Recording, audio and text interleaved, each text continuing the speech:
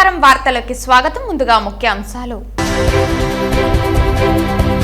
CITU AITUC ఆధ్వర్యంలో మంత్రి పెద్దిరెడ్డి రామచంద్రారెడ్డి ఇంటికి భారీ ర్యాలీగా బయలుదేరిన అంగన్వాడీ వర్కర్లు. ఏపీ ల్యాండ్ టైటిలింగ్ యాక్ట్ ప్రజల పాలిట శాపంగా మారుతుంది. సొత్తుమాది పెత్తనం మీద ప్రజల సొత్తుపై ప్రభుత్వం పెత్తనం ఏమిటి? ప్రజల ఆస్తులను కబ్జా చేసేందుకు చట్టాన్ని తీసుకువచ్చారా? ఏపీ ప్రభుత్వం జగన్మోహన్ రెడ్డి తీసుకొచ్చిన చీకటి చట్టాన్ని ఉపసంహరించుకోవాలి డిమాండ్ చేసిన రాయలసీమ పోరాట సమితి కన్వీనర్ నవీన్ కుమార్ రెడ్డి. వచ్చే ఎన్నికల్లో నారాయణ స్వామికి ఎట్టి పరిస్థితుల్లోనూ వైసీపీ తరఫున టికెట్ ఇవ్వవద్దు. మంత్రి పెద్దిరెడ్డి ఇంటికి క్యూ కట్టిన వైఎస్ఆర్సీపీ అసమ్మతి నేతలు. ముఖ్యమంత్రి జగన్ ముందు మీ ఎమ్మెల్యేలను కాపాడుకో. పిల్లల ముందు ముఖ్యమంత్రి స్థాయిలో మాట్లాడాల్సిన మాటల. షర్మిల దెబ్బతో వైసీపీ మునిగిపోయే నావా విమర్శించిన తిరుపతి జనసేన నాయకులు. వార్తల్లోని వివరాలు. మంత్రి పెద్దిరెడ్డి రామచంద్రారెడ్డి ఇంటి ముట్టడికి సిఐటియు ఏఐటియుసి ఆధ్వర్యంలో బయలుదేరిన ర్యాలీలో వందలాది మంది అంగన్వాడీ వర్కర్లు పాల్గొన్నారు. అంగన్వాడీ వర్కర్స్ కు కనీస వేతనం 26,000 ఇవ్వాలంటూ తిరుపతి నగరంలోని అంబేద్కర్ భవన్ నుండి మంత్రి పెద్దిరెడ్డి రామచంద్రారెడ్డి ఇంటికి భారీ ర్యాలీగా అంగన్వాడీ వర్కర్స్ బయలుదేరారు. జగన్మోహన్ రెడ్డి పాదయాత్రలో ఇచ్చిన హామీని నిలబెట్టుకోవాలని కోరారు. పక్క రాష్ట్రం తెలంగాణ కంటే 1,000 రూపాయలు ఎక్కువగా ఇస్తామని చెప్పిన ముఖ్యమంత్రి హామీని నెరవేర్చాలని డిమాండ్ చేశారు. మంత్రి రామచంద్రారెడ్డి ఇంటికి పోలీసులు భారీగా చేరుకున్నారు. అంగన్వాడీ వర్కర్లను పోలీసులు అడ్డుకున్నారు. రోడ్డుపై బైఠాయించి అంగన్వాడీ వర్కర్లు నిరసన తెలిపారు. అంగన్వాడీ సమస్యలపైన ప్రభుత్వ ఉద్యోగులుగా గుర్తించాలి. కనీస వేతనం మాకు 26,000 ఇవ్వాలి.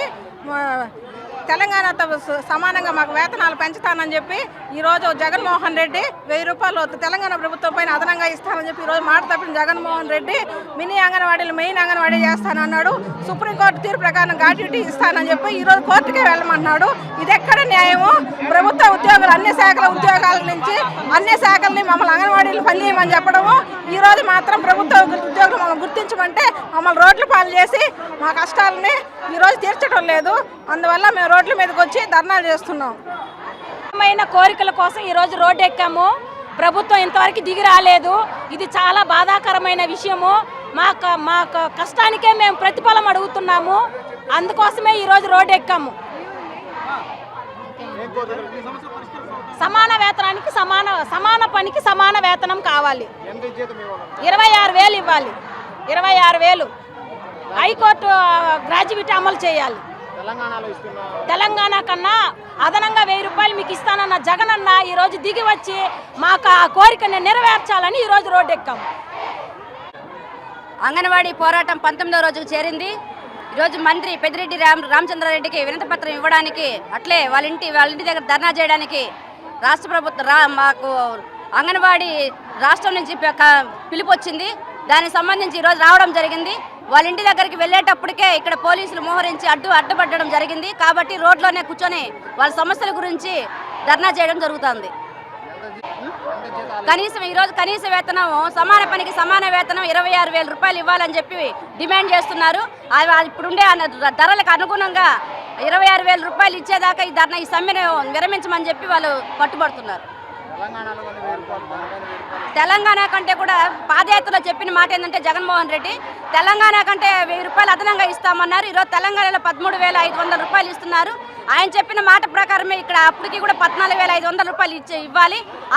చర్చల పేరుతో 4 దఫాలుగా చర్చలు జరిపారు. కానీ ఆ చర్చలు ఎలాంటి అన్ని చేస్తున్నామంటారు కానీ వాళ్ళ గ్రాడ్యుయేటీ కనీస వేతనం జీతాల పెంపు మాత్రం వాళ్ళు మాట దాటేస్తున్నారు. ఇది సరైన పద్ధతి కాదని చెప్పి సిఐటిగా డిమాండ్ చేస్తున్నాం.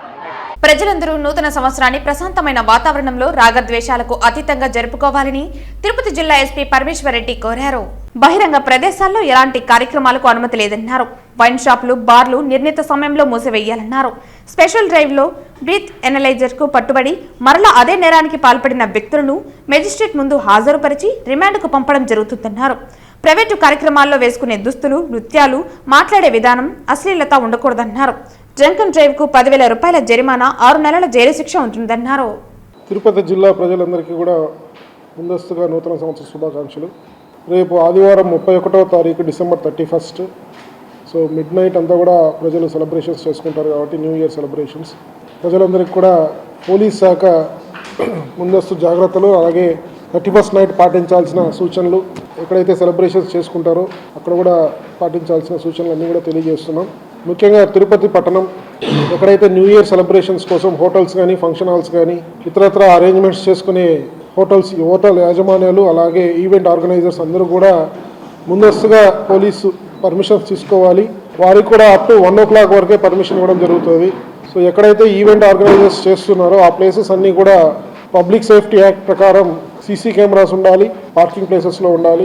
అలాగే లోపల కూడా సీసీ కెమెరాస్ కవరేజ్ అనేది ఫీడ్ రికార్డ్ అవ్వాలి. అలాగే లైవ్ స్ట్రీమ్ కూడా వీలైతే తీసుకోవాలి. ఇంకా ఈ మద్యం సరఫరా చేసే ఈవెంట్ ఆర్గనైజర్స్ కూడా ఎక్సైజ్ డిపార్ట్మెంట్ నుంచి పర్మిషన్ తీసుకోవాలి ఈవెంట్ కోసం. అలాగే వాళ్ళు ఈవెంట్ ఆర్గనైజర్స్ తగు జాగ్రత్త లేదంటే మైనర్స్ని అలౌ చేయకూడదు. ఎక్కడైతే కపుల్స్ కోసం ఆర్గనైజ్ చేసిన వాళ్ళు ఆ టైంలో మైనర్స్ అలౌ చేయకూడదు. అలాగే ఎటువంటి డీజే సాంగ్స్ కానీ అశ్లీల నృత్యాలు కానీ కించపరిచే వ్యాఖ్యానాలు కానీ ద్వందార్థాలతో వచ్చే వ్యాఖ్యానాలు కానీ చేసి అక్కడ ఉన్న వాళ్ళని రెచ్చగొట్టి గొడవలకి ఆస్కారం ఇవ్వకూడదు.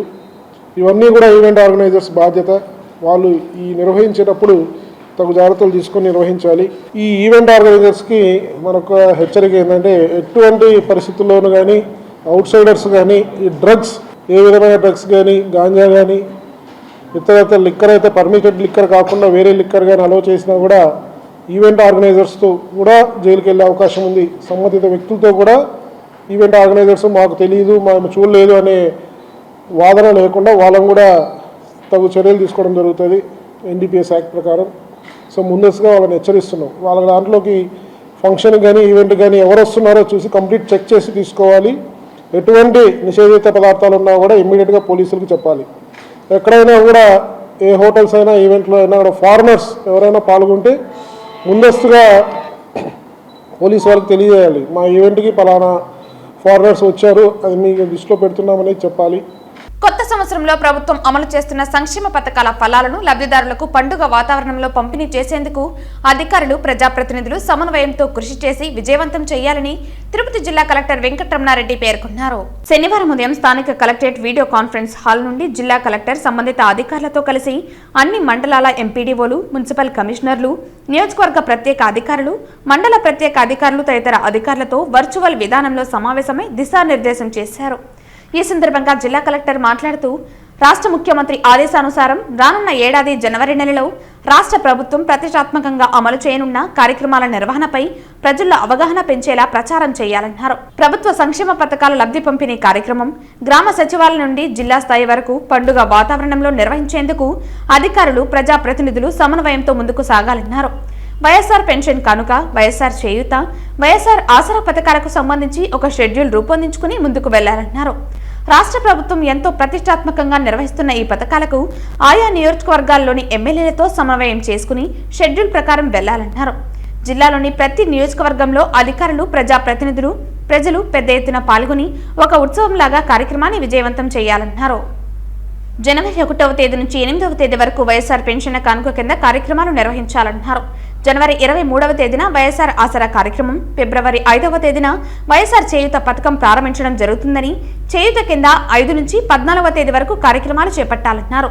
ఈ పథకాలకు సంబంధించి గ్రామ స్థాయి నుండి మండల స్థాయి వరకు ప్రజలకు పూర్తి అవగాహన కల్పించి వారిని భాగస్వాములు చేయాలన్నారు. ఆడదాం ఆంధ్ర కార్యక్రమం జిల్లాలో ఎంపీడీఓలు, మున్సిపల్ కమిషనర్లు ప్రణాళికాబద్ధంగా చేపడుతున్నారని, ఎంతో అభినందనీయమని, కంట్రోల్ రూమ్ ఏర్పాటు కొనసాగాలని, నూతన సంవత్సరంలో చేపట్టనున్న వివిధ ప్రభుత్వ పథకాలకు సమర్థవంతంగా చేపట్టాలని సూచించారు. ఈ కార్యక్రమంలో డిఆర్డీఏ పీడీ జ్యోతి, మెప్మా పీడీ రాధమ్మ, జిల్లా సాంఘిక సంక్షేమ, బీసీ సంక్షేమ అధికారులు Chennaiah, Bhaskar Naidu, deputy CEO ZP Adisesha Reddy తదితరులు పాల్గొన్నారు. రాష్ట్ర ముఖ్యమంత్రి వైఎస్ జగన్మోహన్ రెడ్డి భీమవరంలో జరిగిన విద్యార్థి దివన కార్యక్రమంలో పవన్ కళ్యాణ్ ని వ్యక్తిగతంగా దూషించడాన్ని తిరుపతి జనసేన నాయకులు తప్పుపట్టారు. ముఖ్యమంత్రి స్థాయిలో చదువుకునే విద్యార్థుల ముందు పవన్ కళ్యాణ్ పెళ్లిళ్ల గురించి మాట్లాడటం సరికాదన్నారు. తాము పిల్లలకు ఏమి చేశామో చెప్పాల్సింది పోయి రాష్ట్రంలో పవన్ కళ్యాణ్ కు వస్తున్న ఆదరణ చూసి జగన్ భయపడి నిత్యం పవన్ కళ్యాణ్ పెళ్లిళ్లపై దూషించడం ఎందుకు నిదర్శనమన్నారు. ముఖ్యమంత్రికి జగన్ కు రాష్ట్రంలో ఏమి జరిగినా డివైడ్ పాలిటిక్స్ లో భాగంగా పవన్ కళ్యాణ్ ని విమర్శిస్తే ప్రజలు మర్చిపోతారనే లెక్కతో మాట్లాడుతున్నారని అన్నారు. రాబోయే ఎన్నికల్లో వైసీపీని జనసేన, టీడీపీ చిత్తుచిత్తుగా ఓడిస్తుందని ధీమా వ్యక్తం చేశారు. గంధి శ్రీనివాస్ ఈసారి ఎన్నికల్లో ఎలా గెలుస్తారో చూస్తామని సవాల్ విసిరారు. షర్మిల రాకతో రాష్ట్రంలో వైసీపీ నావకు గండిపడిందని ఎద్దేవా చేశారు. మా అధ్యక్షుడికి సంస్కారం విలువలు అన్ని మాకు నేర్పించి వ్యక్తిగత విషయాలు మాట్లాడకూడదనే ఒక సంస్కారంతో రాజకీయాన్ని రాజకీయంగా మాట్లాడాలి. లేని పక్షాల్లో మేము కూడా మీ వ్యక్తిగత విషయాలు చాలా ఉన్నాయి, చాలా మాట్లాడగలుగుతాం. మీ ఎమ్మెల్యేలు, మంత్రులు, ప్రతి ఒక్కరి వ్యక్తిగత విషయాలు కూడా ఉన్నాయి. దయచేసి ఈసారి ఒక ప్రభుత్వానికి సంబంధించి ఒక మీటింగ్ మాట్లాడేటప్పుడు ఆ ప్రభుత్వం చేసిన పథకాల గురించో, ఆ ప్రభుత్వం చేసిన సంక్షేమం గురించో, ఏం అభివృద్ధి చేశారని చెప్పుకోవాలి. కానీ మీరు ఏ అభివృద్ధి చేయకుండా సున్నా అభివృద్ధి కాబట్టి మీరు చేసింది ఎక్కడ కానీ ఏ సభలో కానీ మీరు చేసిన అభివృద్ధి మీరు చెప్పుకునే ధైర్యం మీకు లేదు. కాబట్టి మిమ్మల్ని ప్రశ్నిస్తున్నారు. కాబట్టి జనాల్లో పవన్ కళ్యాణ్ గారికి మంచి ఆదరణ వస్తుంది. కాబట్టి మీరు ఈరోజు పవన్ కళ్యాణ్ గారి వ్యక్తిగత విషయాలు మాట్లాడతారా? ఆయన పదవిలోకి వచ్చిన తర్వాత రాజకీయం మాట్లాడిండే తప్ప పదవిలో వచ్చిన తర్వాత వ్యక్తిగత దూషణ పోకూడదు, రాజకీయం చేయాలి తప్ప పొగడకూడదు, ఒకరిని కించపరిచి మాట్లాడకూడదు అనేసి అని చెప్పి మోకా స్టాలిన్ గారు చెప్పడం జరిగింది. దానికి మా పవన్ కళ్యాణ్ గారు కూడా ఆయన అభినందిస్తూ ఒక ట్వీట్ చేస్తే దాన్ని కూడా ఒక మినిస్టర్ ఆయనకి మోకా స్టాలిన్ గారికి వినిపించడం జరిగింది. కనీసం పక్క రాష్ట్రాల ముఖ్యమంత్రులను చూసి ఎలా నేర్చుకున్నాయా మీరు? మనం ఒకరిని విమర్శించే ముందు మన పరిస్థితి ఎందుకు కనుక్కొని మాట్లాడాలి. మీకు గతంలో కూడా చాలాసార్లు చెప్పాం, మేము వ్యక్తిగత దూషణలు చేయడం మానేసాము, మా నాయకుడు మాకు నేర్పించాడు కాబట్టి ఆ పద్ధతిలో మాట్లాడుతున్నాం. ఇంకొకసారి కానీ పవన్ కళ్యాణ్ గారిని వ్యక్తిగతంగా ఓటమి భయంతో ఈ రాష్ట్రంలో అంగన్వాడీ సమస్యలు కానీ, విద్యార్థుల సమస్యలు కానీ చాలా సమస్యలు ఉన్నాయి. ఈ సమస్యను డైవర్ట్ చేయడానికి పవన్ కళ్యాణ్ గారిని తిడితే డైవర్ట్ అయిపోతున్నారు అనుకోవడం మీ భ్రమ. ఒకటే చెప్తున్నాం, మీకు ధీటుగా సమాధానం చెప్పే నాయకులు మా పార్టీలో ఉన్నారు. కాబట్టి ఇంకొకసారి పవన్ కళ్యాణ్ గారిని విమర్శించాలి వైసీపీ నాయకులు కానీ మీ ముఖ్యమంత్రి గారు చూస్తే ప్రజలే మీరు ఒక 90 రోజుల్లో ప్రజలే మీరు మాట్లాడే మాటలకి గుణపాఠం చెప్తారని కూడా తెలియజేస్తున్నాం. AP CM land title act చట్టాన్ని రద్దు చేయకపోతే ప్రజల పక్షాన ఉద్యమానికి నాంది పలుకుతామని, అవసరమైతే హైకోర్టును ఆశ్రయిస్తామని రాయలసీమ పోరాట సమితి కన్వీనర్ నవీన్ కుమార్ రెడ్డి హెచ్చరించారు. ఏపీ ప్రభుత్వం జగన్మోహన్ రెడ్డి తీసుకొచ్చిన చీకటి చట్టాన్ని ఉపసంహరించుకోవాలని నవీన్ కుమార్ రెడ్డి డిమాండ్ చేశారు. 2022 ఆంధ్రప్రదేశ్ భూమి హక్కుల చట్టం 2022 ప్రజల పాలిట యమపాసం కాబోతోందన్నారు. స్వాతంత్ర్యం వచ్చిన 75 ఏళ్ల పాటు ప్రజలతో మమేకమై సేవలు చేసిన రిజిస్ట్రేషన్ వ్యవస్థ, రెవెన్యూ వ్యవస్థ, న్యాయ వ్యవస్థ ప్రభుత్వ అనాలోచిత నిర్ణయంతో ఇక ముందు మూతపడిపోతున్నాయని అన్నారు. ఈ చట్టం అమలైతే భూ ప్రాధికార సంస్థ టైటిల్ రిజిస్ట్రేషన్ అధికారి నియమితమైన తర్వాత ప్రజల తాలూకు స్థిరాస్తులన్నీ అట్టి టీఆర్ఓ పరిధిలోకి పోతాయన్నారు. రాష్ట్రంలోని 5 కోట్ల మంది ప్రజలు అధికార ప్రతిపక్ష పార్టీ ఎమ్మెల్యేలైనా, మంత్రులైనా, ప్రతిపక్ష పార్టీ నాయకులైనా తమ ఆస్తులను, వ్యవసాయ భూములను క్రయ విక్రయాలు జరపాలన్నా, తమ వారసులకు గిఫ్ట్ డీడ్ ఇవ్వాలన్నా, ఆస్తి తగాదాల సమయంలో కోర్టుని ఆశ్రయించాలన్నా టీఆర్ఓ టైటిలింగ్ రిజిస్ట్రేషన్ అధికారి మాటే శాసనమవుతుందని, ప్రజల పాలిట శాపంగా మారుతుందన్నారు. నేను ఒకటే విజ్ఞప్తి చేస్తున్నా, ఈరోజు న్యాయమూర్తులు న్యాయ వ్యవస్థని పూర్తిగా నిర్వీర్యం చేసేస్తున్నారు. రిజిస్ట్రేషన్ వ్యవస్థని కానీ రెవెన్యూ వ్యవస్థ అనేది లేకుండా చేసేసి పూర్తిగా ఈరోజు ఎవరైతే ప్రభుత్వంలో ఉంటారో వాళ్ళ చేతుల్లో గుప్పిట్లోకి ప్రజల ఆస్తులు వెళ్ళిపోయే ప్రమాదం ఉంది. వాళ్ళు చెప్పినట్లంతా కూడా ఈ టైటిల్ రిజిస్ట్రేషన్ ఆఫీసర్లు వ్యవహరిస్తే పూర్తిగా అందరికీ అన్యాయం జరుగుతుంది. దయచేసి ఈ చట్టాన్ని వ్యతిరేకిస్తాం. ఈరోజు కోర్టు కూడా హైకోర్టు మెట్లెక్కారు. అవసరమైతే నేను ఒక స్థానికుడిగా, తిరుపతి వాసిగా ప్రజల పక్షాన హైకోర్టులో కేసు వేస్తాను. ఈ జరుగుతున్నటువంటి కేసులో ఇంప్లీడ్ అవుతాను. ఈ ఏదైతే ఏపీ ల్యాండ్ టైటిల్ యాక్ట్ చట్టానికి వ్యతిరేకంగా ప్రజల్ని, న్యాయ వ్యవస్థని, రెవెన్యూ వ్యవస్థని, అదేవిధంగా రిజిస్ట్రేషన్ వ్యవస్థలో ఉన్నటువంటి అన్ని విభాగాలని కలుపుకొని ప్రజలతో మమేకమై ఉద్యమానికి నాంది పలుకుతామని చెప్పని రాష్ట్ర ప్రభుత్వానికి కనువిప్పు కలిగేలా ఈ చట్టాన్ని వ్యతిరేకించేలా ప్రజలంతా కూడా పోరాటం చేస్తామని, దయచేసి ముఖ్యమంత్రి గారు ఈ భూసేకరణ భూ act, AP land title act చట్టాన్ని రద్దు చేయండి. ప్రజల ఆస్తులకు వారసులు వాళ్ళ కుటుంబ సభ్యులు ఉండాలి తప్ప ఈరోజు మీరు నియమించే అధికారులు ఉండే ఆస్కారమే లేదు. ఈరోజు రెవెన్యూ వ్యవస్థలో కొంతమంది అవినీతి అధికారులు ఇష్టానుసారంగా ప్రభుత్వ భూములే దారాదత్తం చేస్తున్నారు. అత్త సొత్తు అల్లుడు దానం చేసినట్టు. మరి రేపు మా పూర్వీకులు ప్రజలకు ఇచ్చినటువంటి ఆస్తులకి ఎవరు బాధ్యత వహిస్తారండి? ఎవడంటే వాడు దర్జాగా కబ్జా చేసేస్తే మీ చేతుల్లో ఉండే అధికారులు వాళ్ళకి టైటిల్ ట్రాన్స్ఫర్స్ మార్చేస్తే ఎవరికి చెప్పుకోవాలండి? కోర్టుకు వెళ్లేదానికి లేదు. కోర్టులో వ్యతిరేకంగా తీర్పు వస్తే హైకోర్టుకు వెళ్లాలన్నా కూడా ఈ టైటిల్ రిజిస్ట్రేషన్ ఆఫీసర్ అధికారి అనుమతి తీసుకోవాలా? ఇది ఎక్కడి న్యాయం అండి? మా సొత్తు మీద మీ పెత్తనం ఏందండి? దయచేసి దీన్ని రద్దు చేయాలని చెప్పని ప్రజల పక్షాన నేను డిమాండ్ చేస్తున్నానండి. తిరుపతిలోని తిమ్మినాయుడు పాలెంలో ఎన్టీఆర్ విగ్రహాన్ని కనీస సమాచారం కూడా లేకుండా తొలగించేందుకు మున్సిపల్ కార్పొరేషన్ అధికారులు ప్రయత్నించడంతో తెలుగుదేశం నేతలు మండిపడ్డారు. కనీస సమాచారం లేకుండా తొలగింపుపై టీడీపీ నేతలు ఫైర్ అయ్యారు. ఎన్టీఆర్ విగ్రహం ముందు తిరుపతి జిల్లా టీడీపీ అధ్యక్షులు నరసింహ యాదవ్ బైఠాయించారు. విగ్రహానికి చుట్టూ ఉన్న ఇనుప కన్నులు తొలగింపు ఎందుకు చేస్తున్నారో చెప్పేంత వరకు కదిలేది లేదన్నారు. రాత్రిపూట ఎన్టీఆర్ విగ్రహాన్ని తొలగించాల్సిన అవసరం ఏముందో కమిషనర్ చెప్పాలన్నారు. కమిషనర్ సమాధానం చెప్పేంత వరకు కదిలేది లేదని పేర్కొన్నారు. తిమ్మినాయుడు పాలెంకు టీడీపీ శ్రేణులు భారీగా చేరుకున్నారు. ఎన్టీఆర్ శత జయంతి వేడుకల్లో భాగంగా కొత్త విగ్రహం ఏర్పాటు చేస్తున్నారు. గత మే నెలలో ఎన్టీఆర్ కొత్త విగ్రహాన్ని మాజీ మంత్రి యనమల రామకృష్ణుడు, నిమ్మల కృష్ణప్ప, సోమిరెడ్డి, మండలి మాజీ చైర్మన్ షరీఫ్ తదితరులు ఆవిష్కరించారు. అనంతరం వివాదం సద్దుమణిగింది. ఇప్పుడున్న స్థలం పక్కనే ఎన్టీఆర్ విగ్రహం ప్రతిష్ఠించేందుకు మున్సిపల్ కమిషనర్ అంగీకరించడంతో నిరసన విరమించామని టీడీపీ నేత నరసింహ యాదవ్ తెలిపారు. ఈ తిమ్మనాయుడు పాలెం అనే దీనికి తిరుపతి నియోజకవర్గానికి సంబంధించి కాన్స్టిట్యున్సీ దగ్గర ఈ పక్కనే ఉన్న అరుదైన వార్డులో అటు నందమూరి తారక రామారావు గారు కూడా అప్పట్లో ఇక్కడ భోజనాలు చేయడం, సహపంక్తి భోజనాలు చేయడం, దానికి గుర్తుగా ఆనాటి ఎన్టీఆర్ అభిమాని ఒకరు ఇక్కడ ఈ గ్రామంలో ఉన్న ఒక విగ్రహాన్ని ఇక్కడ స్థాపించడం జరిగింది.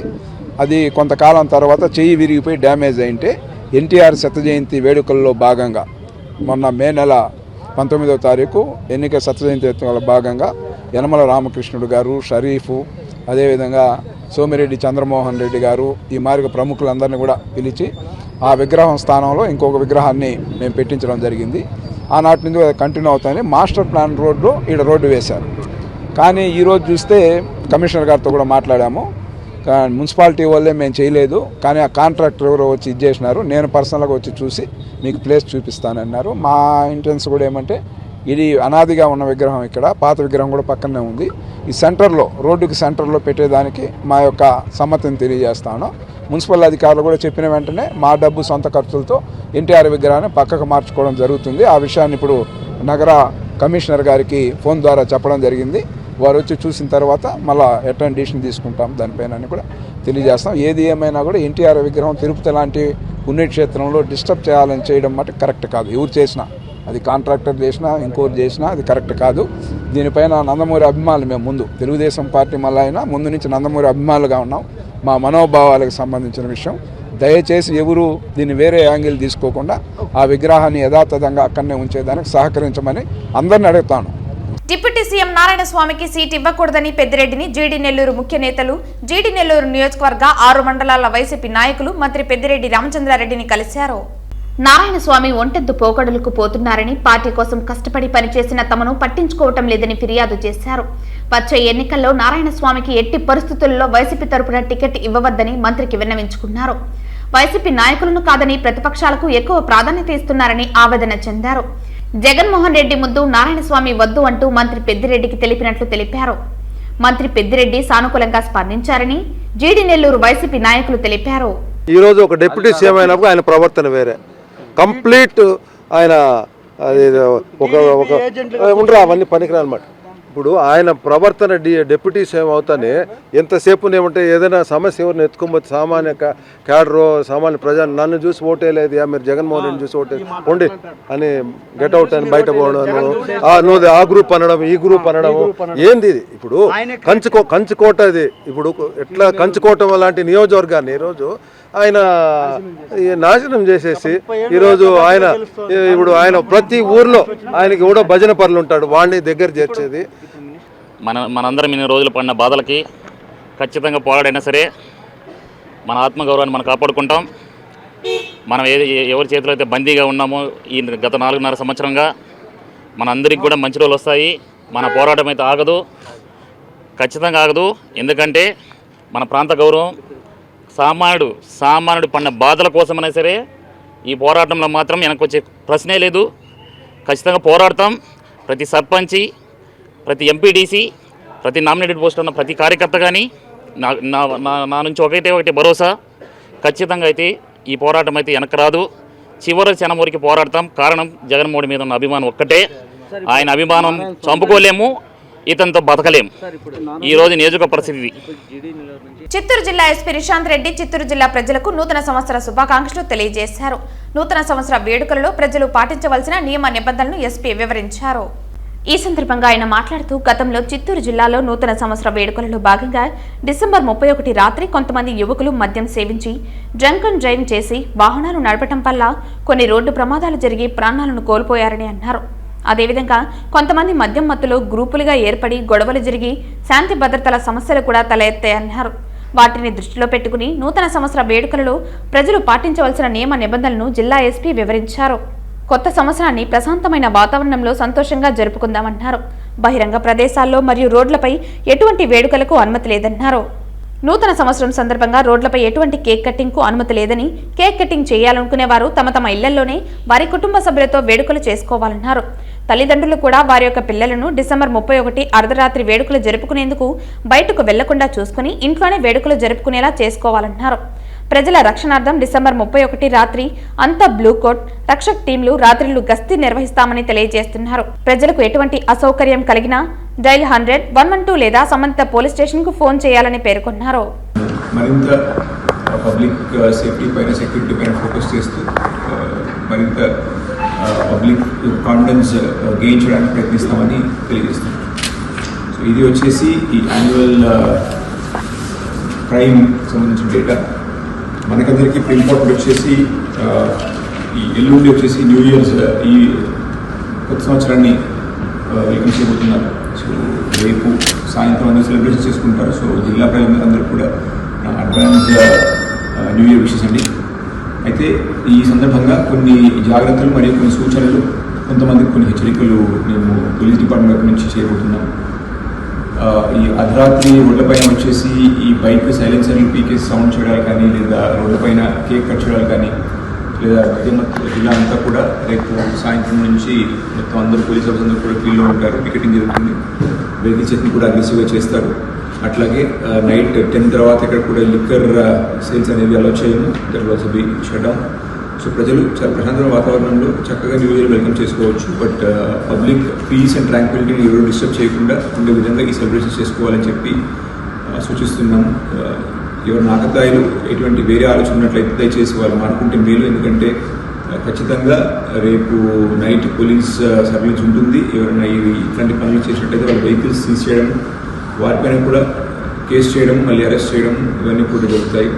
సో దయచేసి ఇక్కడ ప్రశాంతత డిస్టర్బ్ అవ్వకుండా ప్రజలు తమ యొక్క ఈ నూతన సంవత్సర వేడుకలు జరుపుకోవాలని విజ్ఞప్తి చేస్తున్నారు. వినాయక సాగర్ వద్దనున్న సంకల్ప వరసిద్ధి వినాయక స్వామి దేవాలయంలో ఈ రోజు సంకటహార చతుర్థి సందర్భంగా వినాయక స్వామికి ప్రత్యేక పూజలు, అభిషేకాలు చేసి భక్తులకు అన్న ప్రసాదాలు వితరణ చేయడం జరిగింది.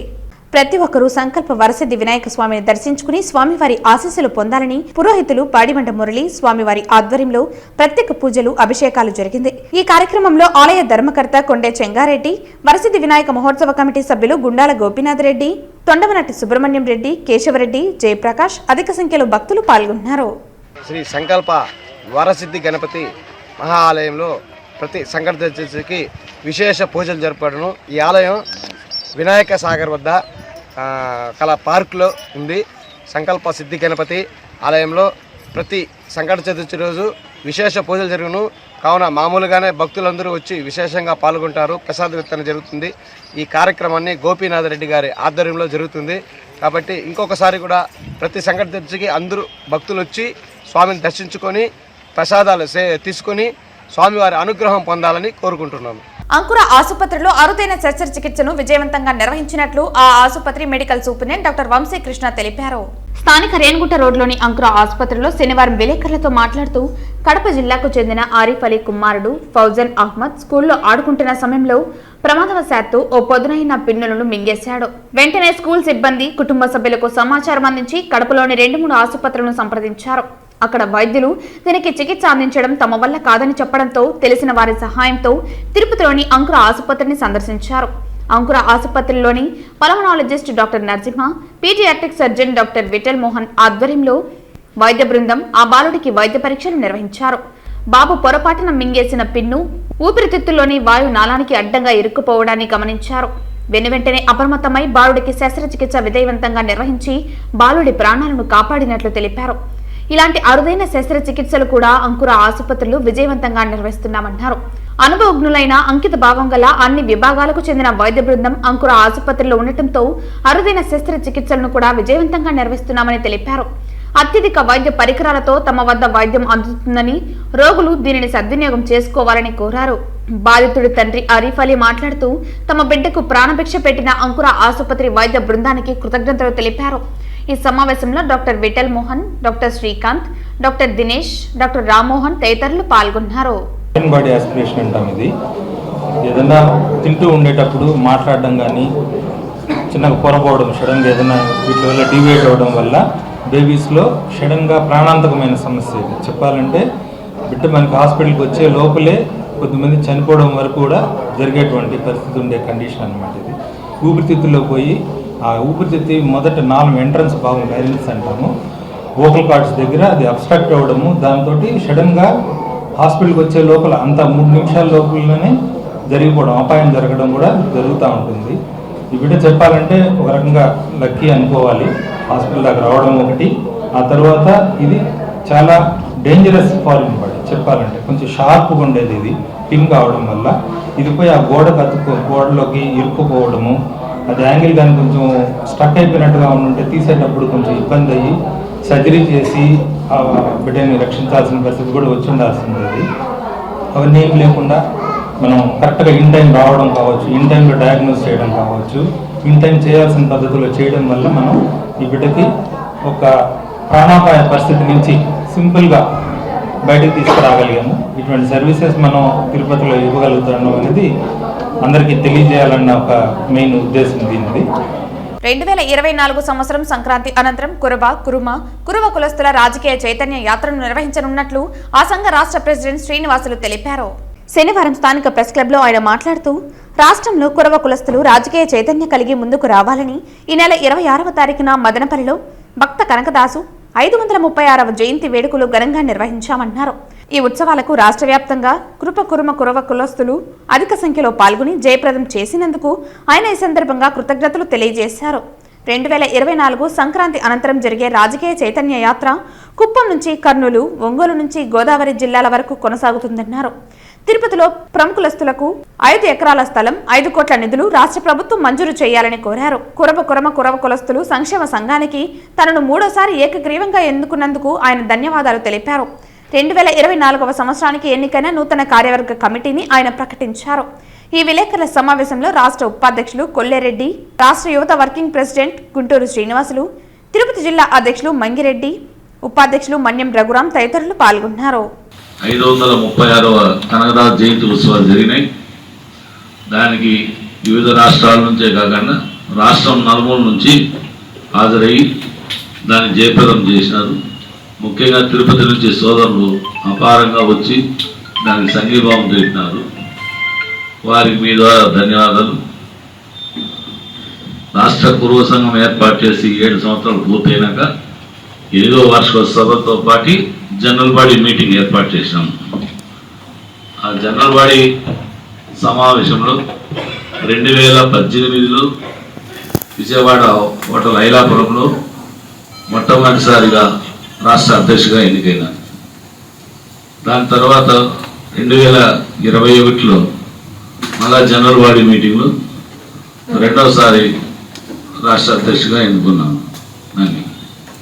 అదేవిధంగా మొన్న జనరల్ బాడీ మీటింగ్లో భవిష్యత్తులో రాజకీయాలకు వెళ్ళాలని, కొత్త వారికి అవకాశాలు అని చెప్పి జనరల్ బాడీ మీటింగ్ కండక్ట్ చేస్తే జనరల్ బాడీ మీటింగ్లో సభ్యులందరూ, అదేవిధంగా జనరల్ బాడీకి వచ్చిన కుల బంధువులందరూ తిరిగి ఈ బాధ్యతను నువ్వే నిర్వహించాలని చెప్పి 3వసారి నాకు అవకాశం ఇవ్వడం ధన్యవాదాలు తెలుపుతున్నాను. తిరుమల శ్రీవారిని ఉదయం వీఐపీ విరామ సమయంలో పలువురు ప్రముఖులు దర్శించుకుని మొక్కులు చెల్లించుకున్నారు.